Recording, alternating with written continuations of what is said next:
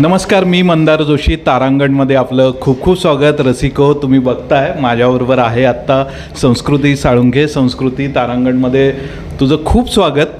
आणि छान गेम खेळलीस तू, पण काही गोष्टी आपल्या हातात नसतात, त्यामुळं त्याच्याबद्दल मी येणारच. पण तू आत्ता खूप छान दिसतेस, सुंदर दिसतेस आणि एकदम प्रसन्न दिसतेस. तर तुझ्या ह्या कॉस्ट्युमबद्दल आधी सांग. इतकी छान तुझं हे आउटफिट आहे, त्याच्याबद्दल सांग जरा.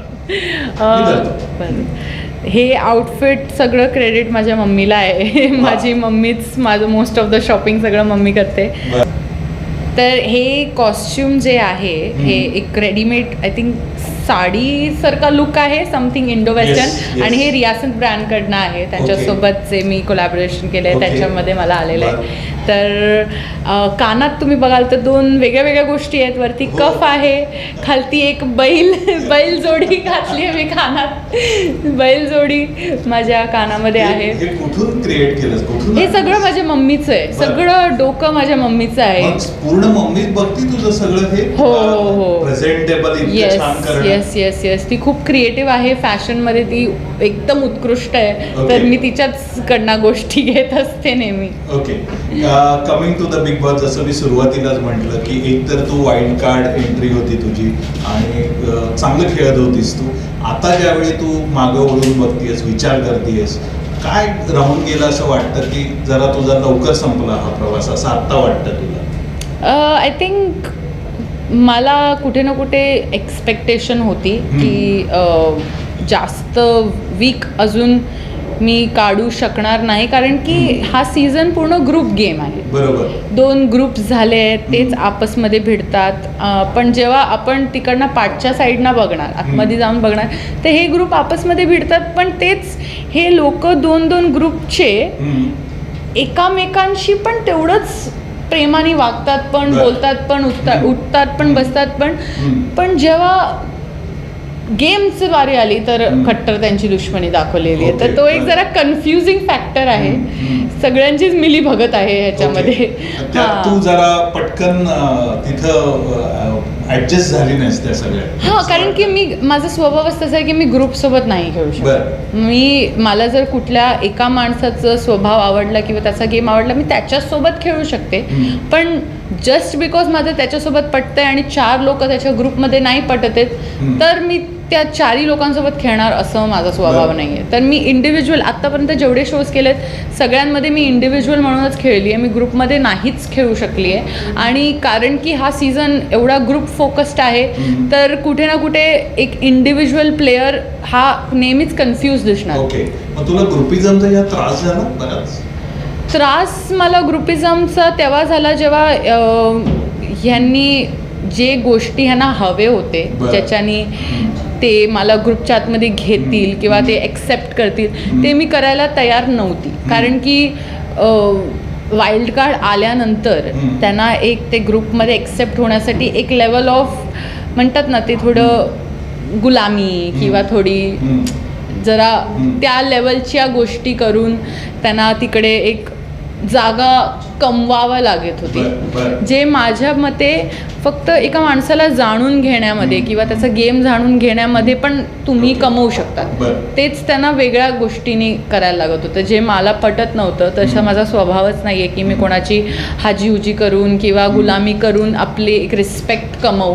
आणि त्यामुळे आय थिंक मी ग्रुपिझममध्ये कधीच जाऊ नाही शकली. त्याचा त्रास मला तेव्हा झाला जेव्हा सगळ्यांनी एक नरेटिव्हच सेट केलं की ही काय बोलते हे आम्हाला समजत नाही, आणि हाच नरेटिव्ह आपण पुढे प्रेक्षकांकडे पण पोचवूया ताकी ती पुढे नाही जाणार. बरं.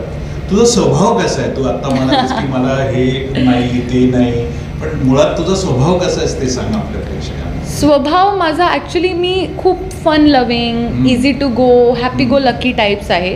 पण जेव्हा सिरियस गोष्टी येतात ना, मी तेवढेच त्या गोष्टी सिरियसली घेते. एक प्रामाणिक साईड आहे. असं पूर्ण स्वभाव म्हटला ना का खूप कॉन्ट्रास्टिंग फॅक्टर्स आहेत माझ्यामध्ये. मी जेवढी फॅशनेबल आहे तेवढीच मी एक सिम्प्लिसिटी पण आहे माझ्यामध्ये. म्हणजे असं बघून मला समजणं थोडंसं कठीण होतं, कारण की ज्या कॉम्प्लेक्सिटीमध्ये मी वाढली आहे ना, त्या कॉम्प्लेक्सिटीमधनं एक गोष्ट फक्त धरून चालणं माझ्यासाठी कधीच पॉसिबल झालं नाही आहे. मी जेवढी मॉडर्न आहे तेवढेच माझे थॉट्स ट्रेडिशनल आहेत. जेवढी मी फास्ट फॉरवर्ड आहे तेवढीच मी गोष्टींना धरून हळू चालते. ओके, बरं तुझा जो स्टे होता बिग बॉसच्या घरातला तो तेवढा मोठा नव्हता, तरी पण मला वाटतं की माणसं ओळखण्यापुरता तो पुरेसा होता. तर तू कशी माणसं ओळखलीस? आता तुला काय वाटतंय, तुझी माणसं कोण होती आणि तुझी नसलेली माणसं कोण होती, त्याच्याबद्दलही सांग. आय थिंक माझी माणसं असणारी फक्त मीच होती त्या घरात. बरं, कोणी तुझ्या बरोबर नव्हतं असं वाटतं? असं माणूस म्हणून होते भरपूर लोक. ते दीपाली ताई होती, राखी होती, संकेत होता, हे सगळे ॲज व्यक्ती माझ्यासोबत होते. पण गेम पर्स्पेक्टिव्हनी कोणच नव्हतं. गेम पर्स्पेक्टिव्हनी मी एकटीच होती. खायची, उठायची, हे सगळं एकटंच व्हायचं. गुढीपाडव्याच्या सणाला पण मला आठवते बाहेर सगळे गेम्स खेळत होते, सगळे आपले मराठमोळी खेळत होते, जेव्हा की मी राखीला सांगितलेलं चल आपण बाहेर जाऊन फुगडी काढूया. पण तेव्हा आतमध्ये मी माझं काम करत होती, बाहेर हे सगळे गेम्स खेळत होते. आणि कुठे ना कुठे राखीला सोडून कोणी इच्छा पण नाही दाखवली की आपण हिला बोलवूया बाहेर. मी आतमध्ये माझी ड्युटी करत होती, भांडी घासत होती, सगळ्यांचं जेवण झालेलं म्हणून. कधी बोलली नाहीस त्याला की म्हणजे तुझं जे मिक्स होत नव्हते तुझ्या बरोबर, की का माझ्यापासून तुम्ही लांब राहताय किंवा का मला बरोबर घेत नाही, असं कधी तुझं झालं बोलणं त्यांच्याशी? हो, विचारून झालेलं माझं. एक दोनदा मी प्रयत्न केलेला, पण त्या कोणाला विचारलं? दीपाली ताईंना विचारलेलं, अनुश्रीला विचारलेलं की नक्की काय आहे, विशालला सुद्धा विचारलेलं की नक्की काय आहे हे जे तुम्ही म्हणताय. पण कुठे ना कुठे ते एवढे गेम पर्स्पेक्टिव्ह वाईज स्ट्रॉंग होते की त्यांना ते कळूनच नाही द्यायचं होतं, किंवा त्यांना ते एक प्रामाणिकपणा नव्हता त्या गोष्टीमध्ये की ते मला सांगतील समोर ना. आणि कुठे ना कुठे आय फील की त्यांना असं होतं की आपण का सांगायचं हिला, जर ही या गोष्टीने खचली जाते तर हिला अजून का नाही खचू द्यायचं, गेलेली बरी आहे. याच पद्धतीने होतं. पण बाकीचे जे स्पर्धक आहेत म्हणजे राकेश आहे किंवा आणखी काही आहेत, यांच्याबद्दलचं तुझं काय होतं, तर त्या तुला कशा वाटल्या सगळ्या? किंवा राखीबद्दल थोडं, राखीबद्दल तर तू सांगितलंस, यांच्याबद्दल सांग. आरबी मला खरंच वाटेल की त्यांची पर्सनॅलिटी खूप स्ट्रॉंग आहे आणि ते खूप असं फेअर आणि मॉरल्ससोबत खेळतात. पण आतमध्ये गेल्यानंतर मला कळलं की ते पण एक माणूस, जस्ट लाईक अस, ह्युमन. त्यांच्यामध्ये पण त्यांचे फ्लॉज आहेत. कधी कधी त्यांची एनर्जी डाऊन जाते आणि ते त्या गोष्टीमधनं उभरू नाही शकत. ते पण थोडे कन्फ्यूज असतात राखीला घेऊन की काय रिअल आहे, कितपत रिअल आहे, काय गेमसाठी आहे. तर खूप एक ह्युमन साईड त्यांची कळून आली. तन्वी अनुश्री बद्दलचं तुझं मत काय आहे? तन्वी अनुश्रीबद्दलचं माझं मत हेच आहे की त्यांनी गेमवरती फोकस करावं अजून जास्त. त्यांचं जसं ट्रॅजेक्टरी चाललंय ते अजून त्यांनी वरती घेऊन जायला पाहिजे. पण तुझ्याशी कशा वागल्या त्या? तुझ्याबद्दलचं त्यांचं पर्सनल सांग आता. काय हे नाहीये. तर तन्वीचं आय थिंक तेच झालेलं, जेव्हा तिला कळलं की हा नरेटिव्ह सेट झालेलाच आहे घरात की हिला आपण एक थोडंसं कमी समजून येणाऱ्या पॉईंटमध्ये आपण टाकणार होतं. तन्वीनी पण ती बँडवॅगन हॉप केली. तिला कळलं की अरे हिला टार्गेट करून मी अजून चांगली दिसू शकते. कारण की तिचा गेमच तो आहे की मी कसं मुद्द्यांमध्ये अजून चांगल्यापैकी दिसू शकते, इवन तो मुद्दा तिचा नसतो. तर भरपूर वेळा असंच झालं की जे गोष्टी तिच्याबद्दल मी नाही बोलत होती ते पण तिने तिच्याबद्दल बनवून घेतलं माझ्यासोबत वाद करायला, किंवा मी काय म्हटलंय त्याला एक डिफरंट वेमध्ये ट्रान्सलेट करून स्वतःला विक्टम दाखवलं. अनुश्रीचं तर तिला काय भडास होती माझ्यावरती. ते नॉमिनेशन टास्क नंतर तिचं ग्रज ते सेट झालेलं. इवन दो तिला जर मी काही ॲडवाईस दिली पर्सनली, जे तिनेच मागितली आहे, ती ॲडवाईस दिली, तिला थोडी मदत केली, त्याच्यानंतर पण तिची ती भडास कधीच निघाली नाही. आणि त्यांच्याशी माझं भेटणंच नाही झालं. माझी एंट्री ज्या दिवशी झाली त्या दिवशीच त्यांचं एलिमिनेशन झालं. कधी भेटलं नाही. आणि प्रभू बद्दल काय सांगशील?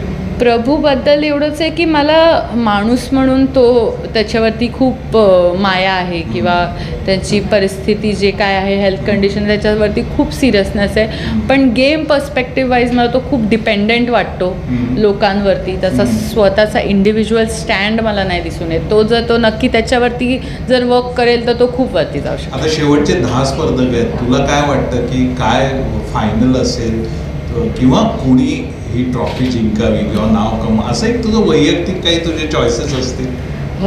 खरं सांगितलं काय तर होईल प्रेडिक्शन? खरं सांगितलं तर एव्हरी डे गेम चेंज होतोय.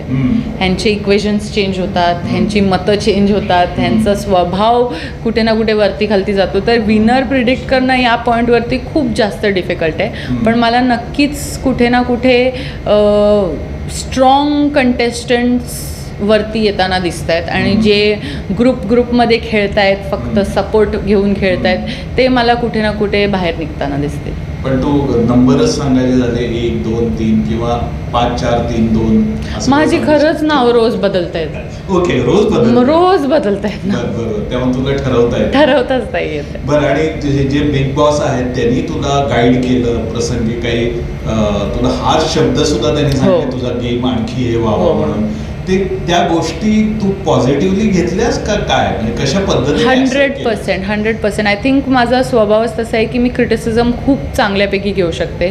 आणि त्यांनी जे पण मला एक गायडन्स दिला आहे तो मी खूप मनाला लावून त्याच्यावरती वर्क करण्याचा प्रयत्न केला आहे. त्यांनी जे काही सांगितलं आहे, ओरडाआरडा असो किंवा जे पण ज्याही तरीकेने असो, ते माझ्याच चांगल्यासाठी सांगितलेलं आहे. तर नक्कीच मी त्याला मनाला लावून एकदम त्याच्यावरती विचार करून खूप पॉझिटिव्हली घेतलं. ओके. आणि तुझा नावाशी जोडला गेलेला आणखीन एक शब्द म्हणजे ससा, त्याची इतकी चर्चा झाली की त्याच नावाने तू आता तुला लोक बोलतात. तर मला सांग, हे जे नाव मिळालं हे आधी तुझ्याशी जोडलं गेलं होतं का, हे इथूनच क्रिएट झालेलं आहे? हे नाव ॲक्च्युली बावधन गावापासून माझ्यासोबत जोडलं गेलेलं होतं. तर मी जो पहिला शो केलेला त्या शोमध्ये हे टोपण नाव पुढे आलेलं माझं, कारण की मला लहानपणापासून माझे बाबा बोलवतात ससा म्हणून. आणि त्या बाबांनी ठेवलेलं हे नाव ससा. आणि ते असं तेच अधूनमधून बोलवायचे. पण हे जेव्हा मी हा प्रसंग त्या शोवरती सांगितलेला पहिल्यांदा, तेव्हा तिकडच्या गावांना ते एवढं आवडलं की त्या पूर्ण गावानीच माझं नाव ते ससा म्हणून, टोपण नाव म्हणून प्रेमाने ठेवलं. आणि त्या गोष्टीमुळे ते नाव माझ्या जीवाच्या खूप जवळचं आहे. आणि तेव्हापासूनच मी ससा म्हणून जास्त पुढे आली. बरं, आपल्या प्रेक्षकांना सांग, तू मूळची कुठली आहेस? आणि आता तर मुंबईतच असेल. हो. तुझं आधीचं कनेक्शन काय आहे त्याच्याबद्दल थोडं सांग. तर मी जन्माला आली अलिबागमध्ये, पण मी वाढली ठाण्यात. माझं गाव ठाणेकर आहे प्रॉपर. माझं गाव हे पेण रायगड आहे. आणि माझं दुसरं गाव पण आहे, ते आहे बावधन, जे माझ्या शो मध्ये होती. बावधन म्हणजे कुठलं? वाई बावधन. कारण की तिकडे मी 3 महिने शो साठी होती आणि तिकडच्या लोकांशी मी खूप जोडून गेलेली. तिकडनं पण मी भरपूर गोष्टी शिकून बाहेर पडलेली आहे. आणखी माझं दुसरं गाव आहे ते ह्या चंद्रपूर. हो का? चंद्रपूर, तिथं काय तुझं कनेक्शन? तिकडे पण माझी फॅमिली आहे. म्हणजे चंद्रपूर, मुंबई असं? हो. कोकण, विदर्भ पसना गाव. गावी जातीस का नाहीस तू? हो. ओके. माझं अधूनमधून सगळीकडे गावच असतं. ओके. कुठल्या गावाला जातेस? माझे मेन जे 2 गावं आहेत ते रायगडमध्ये पेण आणि चंद्रपूर आहे. तर तिकडे माझं महिन्यातनं, हो प्रॉपर. तर महिन्यातनं 1-2 वेळा जाणं असतंच माझं. बावधनमध्ये मला खूप कमी संध्या मिळाल्यात, पण नक्कीच त्यांचं जे बगाडचं एक फेस्टिवल असतं त्याच्यामध्ये खूप मजा येते. बरं, एक शेवटचाच प्रश्न तुला आता विचारतो की आता खूप मोठी तुला संधी मिळाली आहे बिग बॉस म्हणून, मोठा प्लॅटफॉर्म मिळालेला आहे. पुढचं करिअर तू कसं बघतेस स्वतःचं? काय तुझी स्वप्न आहेत? काय करायचं आहे तुला या क्षेत्रात? नक्कीच जो तुम्ही बिग बॉसमध्ये माझा गेम बघितला आहे तो एक मर्यादात राहून, पातळी न सोडून, डिग्निटी पकडून गेम बघितलेला आहे. हे माझ्या फ्युचरसाठी खूप इम्पॉर्टंट होतं, कारण की मला राजकारणात माझं फ्युचर बघायचं आहे, करिअर त्याच्यामध्ये करायचं आहे. ओके. मग तुला काय म्हणजे म्हणजे नेतेगिरी करायची, इलेक्शन लढवायची आहे तुला? नक्कीच मला गावाचं अजून रिफॉर्म करून गावामध्ये बरं. डेव्हलपमेंट आणण्यामध्ये खूप इंटरेस्ट आहे. बरं. पॉलिटिक्स हा असा क्षेत्र आहे जिकडे आपण लाईव्स चेंज करतो, एक इम्पॅक्ट आपण क्रिएट करतो, जे की या जनरेशनची खूप नीड आहे या राजकारणामध्ये. तर नक्कीच त्याच्यामध्ये माझं 100% पॅशन आहे आणि ह्याच्यानंतर तुम्ही नक्कीच तुला मला काय आमदार खासदार काय व्हायचंय तुला? सगळं ज्या गोष्टींनी मी मंत्री लोकांची सुद्धा. पुढं. ज्या पदानी मी लोकांची मदत करू शकते किंवा बरं. एक बदल घडू शकते, बरं. ते पद मी नक्कीच चूज बरं, करेन. अगदी आता शेवटचा प्रश्न की बिग बॉस मधून तू आता बाहेर आली आहेस, पण तुझे आई बाबा, मित्र परिवार, फ्रेंड्स ह्या सगळ्यांची तुला काय काय रिॲक्शन आली गेल्या काही दिवसात? सगळे खूप खुश आहेत. सगळ्यांनी माझा जो गेम बघितला त्याची खूप तारीफ केली.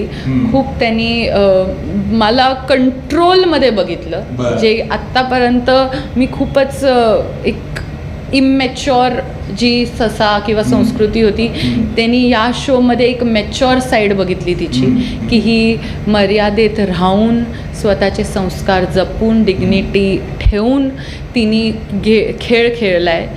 नुकताच फक्त फेमसाठी किंवा एक डेस्परेशनमध्ये तिने पातळ्या क्रॉस नाही केल्या, तर ते बघून माझा परिवार खूप खुश आहे. खूप छान. मला वाटतं की संस्कृती तू चांगला खेळ खेळलास, पण काही गोष्टी वर्क नाहीत झाल्या, हरकत नाही. तुला आणखी संधी पुढच्या करिअरमध्ये मिळत राहतील.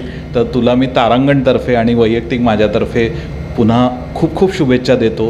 तुझं नवीन लवकरच जे काही काम असेल त्या निमित्ताने आपण परत भेटू आणि पुन्हा बोलू. धन्यवाद. Thank you so much. नमस्कार. नमस्कार.